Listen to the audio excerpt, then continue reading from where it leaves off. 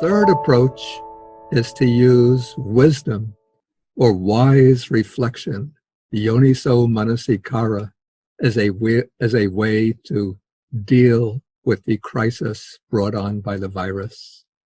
And so with wise reflection, we consider that the virus is something of a teacher, teaching us the real nature of life. Usually in our day-to-day life, we always continue our activities on the tacit assumption that everything will go on normally without any disruption. We think we're always safe and secure. But what the Buddha teaches is that underneath the peaceful surface of our everyday life, there are always dangers hiding in the background. And so now with the virus, these dangers have come out from hiding into the open. And so some of the themes that the Buddha teaches his disciples for daily reflection is to reflect, I am subject to old age. I have not escaped from old age.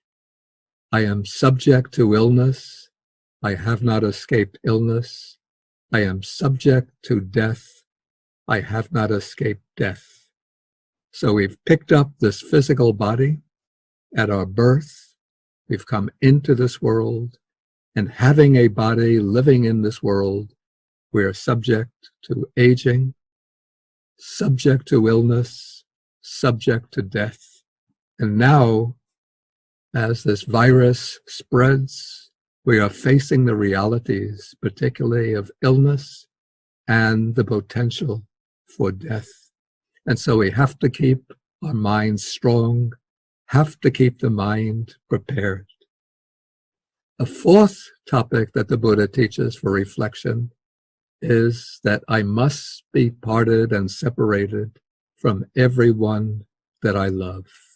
So even if we continue to live, if we don't die ourselves, our loved ones, our relatives, our friends are also subject to death. So they might pass away before we do. And if we are not inwardly prepared, then when they pass away, we become overcome by grief and by misery, even by depression. But if we consider this theme, reflect on this theme, when our loved ones fall ill and pass away, then of course we feel sorrow, but we can maintain our strength, our tranquility through that sorrow and come out stronger, ready to face the challenges of life. The fifth theme that the Buddha teaches is that when we pass away, all that we take with us when we move on to the next life is our karma, the legacy of our good deeds and our bad deeds. And so if we bring this theme to mind, we see that we should right now begin to perform good, wholesome deeds, especially by giving in charity to organizations that are helping to address the crisis of the virus, to medical organizations, healthcare organizations, food distribution centers, and so forth that are helping people affected by the virus. And so we can choose whatever approach we prefer, the approach of faith and devotion, the approach of mindfulness and concentration, the approach of wisdom, of wise reflection, in order to keep our mind calm, tranquil, inwardly strong, able to face the crisis with courage.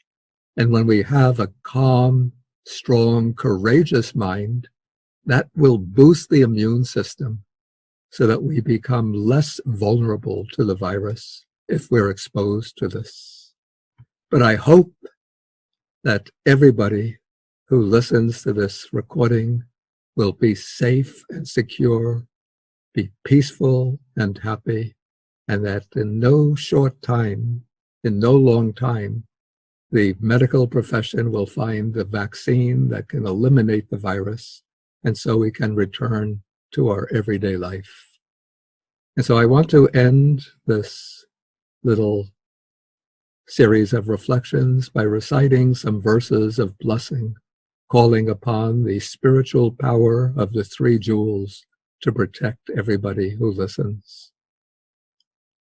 So these are verses in the ancient Pali language, wishing that you all be free from illness, that you enjoy a long lifespan, and that by the blessings of the Buddha, the Dharma, and the Sangha, and with the protection of the deities, you'll all be safe and healthy. Sabityo vivajantu, sabarogo vinasatu, mate bhavatu antarayo, sukhi di gayuko bhava, bhavatu sabba mangalang, rakantu sabadevata, sabba buddhanu bhavena, sada soti bhavantu te, bhavatu sabba mangalang, rakantu sabadevata, sabba dhammanu bhavena, sada soti bhavantu te, bhavatu sabba mangalang, rakantu sabadevata, sabba sanganu bhavena, sada soti bhavantu te. Thank you for listening, and may you all be well, may you all be safe, may you all be healthy, and may we all come out from this crisis, from this epidemic, stronger, with a greater sense of personal responsibility for each other, with hearts full of loving kindness and compassion, determined to work to create a community, a society, a world in which everyone can flourish and realize their virtuous aspirations.